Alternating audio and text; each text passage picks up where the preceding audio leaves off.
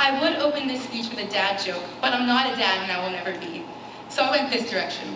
High school is filled with trials and tribulations through every single year. When entering high school and ever since, I have faced challenge after challenge and I have failed more times than I can count. However, one of the most important mindsets to have while learning is resilience.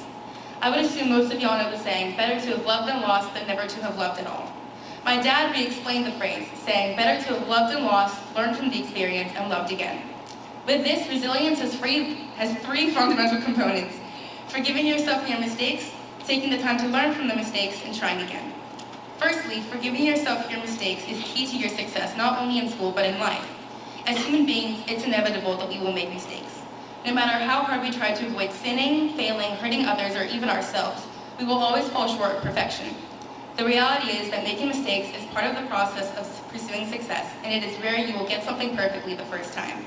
If you let the guilt that comes with making mistakes consume you, you will never be able to learn from them. This was evident for me in almost all of my classes, where I struggled because I just couldn't seem to grasp the information being taught as quickly as my peers, getting wrong answer after wrong answer every time. However, I eventually found it within myself to forgive myself for my mistakes. Had I given in to the negativity and shame, I would have never been stable enough to grow from the experience. Resilience, while an important virtue in itself, is nothing without patience. Patience is crucial in the learning process because making mistakes multiple times is more common than we think. Patience was something I always struggled with because my mind is always going, in the words of my mother, a million miles per hour. I don't like doing things slowly, I don't like calming down, and I don't like stopping. I thrive with a busy schedule, and while this was always easier for me, finding the patience and the time to try again always escapes my radar. However, I had to change this once I got to my senior year when I was approached with one of my biggest fears, college auditions. I had become my own worst enemy during those almost 5 months of auditioning, being far too self-critical.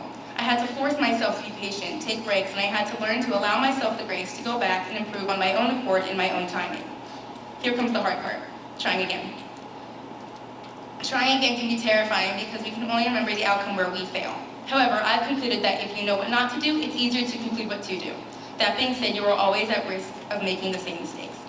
Learning takes time, and if you give up, you have taught yourself that it is impossible or simply not worth it. I've had to try again many times in high school, but one experience truly stuck with me. Around 2 years ago on a trip to California, I was visiting my former parish when I was introduced to a gentleman who asked me what I wanted to do after school. When I told him I wanted to perform in live entertainment, he immediately told me I couldn't, shouting numbers and probabilities of me actually making it, and telling me it was a stupid idea because the job didn't pay much. When I explained that monetary gain wasn't my reason for performing, he told me I was, and I quote, poor people thinking. The next audition I did was a nightmare, and it made me question if he was right. Intimidating as it was, I decided to keep learning and try again. Trying again landed me a large supporting role or a lead in every musical I have done since. Not only that, but finding the courage in myself to try again also inspired me to audition for my dream school, the Berklee College of Music in Boston, where I will be attending this September, pursuing a degree in jazz vocal performance and minoring in musical theater. Babe Ruth said, "You just can't beat the person who never gives up." I encourage you to face the fear of failing, and even if it's hard, dust yourself off and try. Having support is crucial when you're learning, so I'd like to thank a few people who have supported me through all my stupid decisions. To the class of 2025, thank you for being so accepting to me, even when I felt like an outsider. To Mrs. Beasley, Mr. Shallcross, Father Timothy, and Sarah Mora, thank you for being stellar examples of how to live Christ in your daily lives. To Michelle, thank you for being the little sister I never got. I am so proud of you, and I wish you could see yourself the way I see you. To my siblings, Tanner, Stephanie, and Brandon, thank you for being the reason I get up in the morning, the reason I try every day, and the reason I hope for a better tomorrow. To my mom, thank you for always pushing me outside of my comfort zone.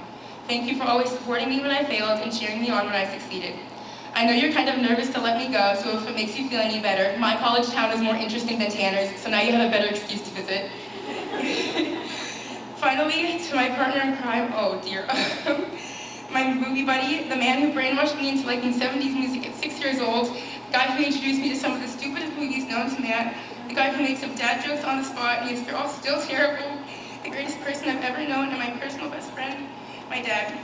Whether it be late night talks singing in New Orleans or making me no longer trust silence in the car because you jump scare a year of my life every time, I am so proud to call myself your kids.